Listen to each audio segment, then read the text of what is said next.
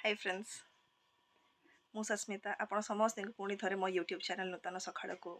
Welcome करुच्ची। हाँ सांग मैंने ये वीडियोटी मु बहुत दिन गैप रे पुणी थे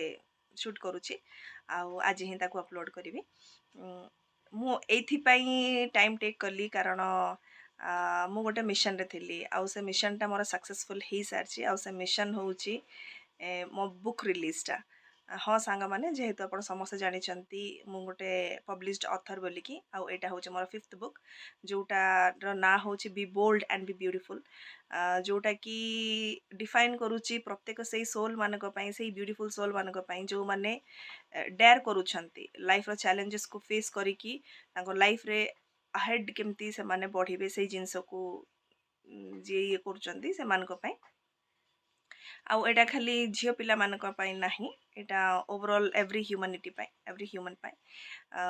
जो माने कि